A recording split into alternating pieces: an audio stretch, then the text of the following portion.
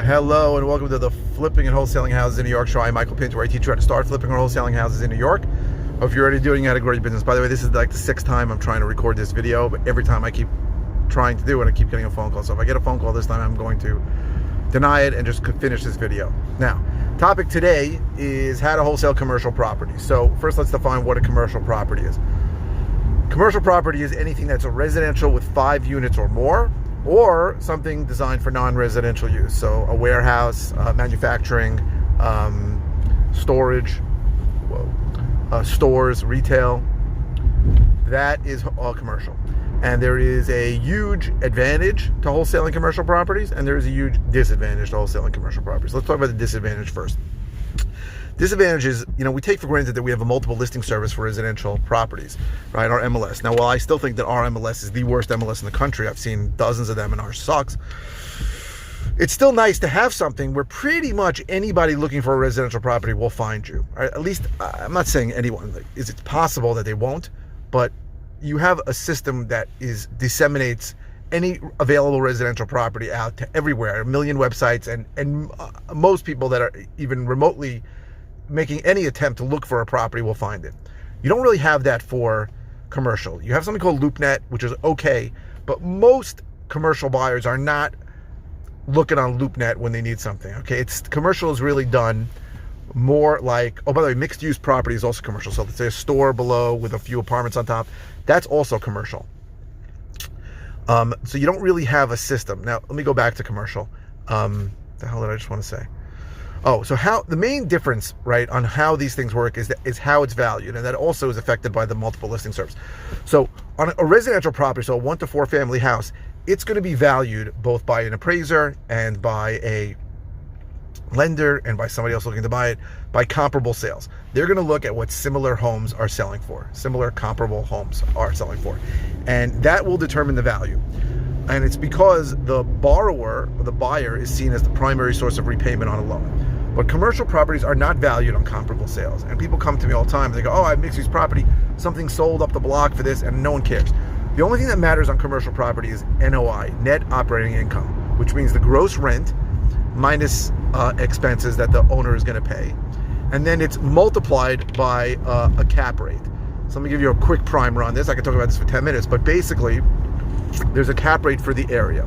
What a cap rate means, first I'll explain how it works and then what it means. A cap rate means if you bought the property all cash, so if you paid $1 million for a property and it had $100,000 in net operating income, that's a 10 cap. That means you're getting a 10% rate of return on your all cash purchase. Now, obviously most commercial purchases are not done in all cash, and then there's something else figured with debt service, it's cash on cash return, but the cap rate is really going to determine the value. So on a commercial appraisal, they're going to look at what cap rates are in that area. Now, crappier areas have higher cap rates, right? And I just gave you a 10% cap rate. That's considered a high cap rate today, very. In the New York area, things go, like in the 5 cap, but like a A-class super building may go at a 2 cap or a 3 cap, a 1 cap, something ridiculously small return, right? But crappier properties in crappier areas, let's say, I don't say crappy, worse properties in worse areas go for higher cap rates. So the only thing that determines the value of a commercial property is the net operating income divided by the cap rate. So just to figure it out, if someone said I have a commercial property and you asked him what the net operating income was and he said $100,000 and you knew that the cap rates in the area, I don't know how you know this, but you asked somebody, and cap rates in the area are 7%, you can just divide that $100,000 by 0.07 and you can figure out what it's valued at. That's how commercial property works. Now, one of the reasons, well, I don't know the reasons why, but the fact that there is no actual multiple listing service that's really effective for commercial properties, there is no real MLS, means that it is harder to find a buyer. Because the way most buyers in commercial find it is still the old-fashioned way with a realtor or somebody who knows them, tells them, hey, this property is available. Or it gets listed with a realtor and the realtor makes a bunch of calls, right? Which is an archaic way of doing it, but there really hasn't been a good system set up yet. LoopNet is the closest thing to an MLS, and it's not as good. So that is a big disadvantage because finding a buyer is harder, right? In residential, if you have a deal, you put it out on MLS, you're going to find a buyer real fast.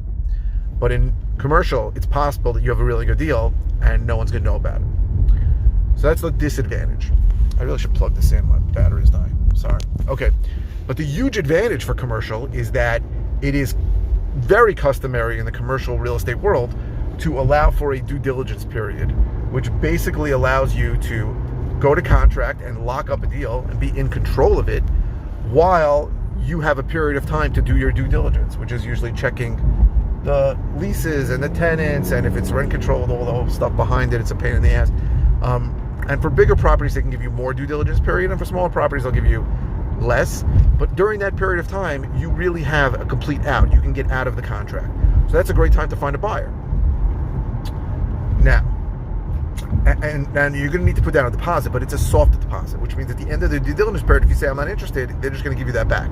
And there are people, if you need someone, who will lend on a soft deposit. If it's clear that the deposit is refundable, they'll lend it for a minimal fee. They'll lend you that money. So you don't even need to put up your own money, but you may need to pay that fee. I don't know what it is, 1%, 2% of the deposit. It's not terrible. So you could lock up a property with minimal to no risk. Sorry, and you can then try and find a buyer. So that's a big advantage, right? That does not happen in New York for residential properties. It happens in other states where you have a inspection contingency in your contract of, let's say, 2 weeks or a month. But in New York, that's not how it works. So every contract I go into for residential property, I have to go in hard. And that means that I have to either assign the contract or close on it. Those are really the only two possibilities. And I don't have, but you do have the ability to lock up a property commercially, very customarily, for a due diligence period, even if it's 2 weeks. Now, it's going to be very hard for you to find someone to take that in a short period of time. But it's not uncommon to have a due diligence period of 2 months, so you can find someone in a week and have them close in 2 months if possible. So that's the advantage, disadvantage of commercial properties. The biggest issue is that most of the time, to really unlock the value on a commercial property, you need to really figure out different use for it. And it's not so simple, right? It's not what I do. There are guys who've made billions of dollars just figuring out different use for properties. So that's something that if you know an area is changing, or there's an area where people are doing something different, you can make a ton of money on it. But you need to lock up that property and then wholesale during the due diligence period, which is fine. Usually wholesale commercial contracts are assignable anyway, so another advantage. But harder to find a buyer, right? You're almost better off finding a buyer and reverse wholesaling. Now, I've said repeatedly that I don't think reverse wholesaling is a good idea in New York for residential properties because most buyers are full of crap. I spoke to a guy today who I think is a really serious buyer. He's a real guy. I can recommend it to a few people. And when I asked him, what are you looking for? This is what he said: anything I can make money on. Which I hate that answer, right? Because I can't even find him what he wants because I don't know what the hell he wants to make money on. Now, I didn't want to sit there and press him on what do you like, what you don't like. I can do that. I've done it. But that's the kind of bullshit you're going to get if you try to reverse wholesale. You're talking to people who you're not even sure if they're real buyers or if they're just one-off buyers, and they're not going to give you any specifics. So I don't believe reverse wholesaling works for residential because I don't think you have to. I think you have to find a deal, and then you put it out either on the MLS or to a buyer's list, or you JV with somebody like me who has a good buyer's list. I just put out a deal today that I think is going to be a real winner, and you can just JV with somebody like me. So that is a possibility too. But in commercial, it's not so simple. Finding buyers is a bigger challenge. Right now, in theory, I believe wholeheartedly that if you get a really good residential deal, you will have no trouble getting a buyer. There are just so many more buyers for residential properties than there are for commercial. So that's what I think about it. So that's how to wholesale a commercial property. I hope this was helpful. Now, if you're interested in how I can help you, go to howtoflipnewyork.com.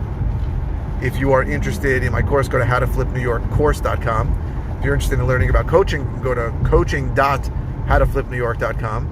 If you are watching on YouTube, please subscribe. If you are watching on any platform, please give me a thumbs up. Those likes really help me. A lot more people have been seeing my videos lately because of you liking them, and I can't tell you how grateful I am. I'm also grateful that you're watching, so thank you. And keep the comments coming. So please, there are no bad comments, right? Listen, to be honest, I've gotten questions that I thought were stupid, but I never respond, hey, that's a stupid question. I always answer. Sometimes I need clarification, But if it's a simple answer to a comment, I'll just reply with an answer. If it's a topic that I've covered in depth or recently with a video, I'll just send you a link. I just sent the links to somebody. I sent, I think, 3 videos on a topic. And if it's something that I haven't covered recently, or it's something that maybe has changed, or something that I haven't covered at all, I'll do a video on it. So I really appreciate the comments. You've got to understand, I go live 5 times a week, and sometimes my brain is just not working. Today my brain was on fire on about a couple deals. I'm on my way to a seller appointment now where it seems pretty good. So sometimes I just can't think of what to talk about. So the comments really help me. So if you have anything you're even thinking about asking, I beg of you to ask it. I try to get to all the comments as soon as I can. And I appreciate them because they give me food for thought on topics I should cover. So I really appreciate you watching. Thank you very, very much.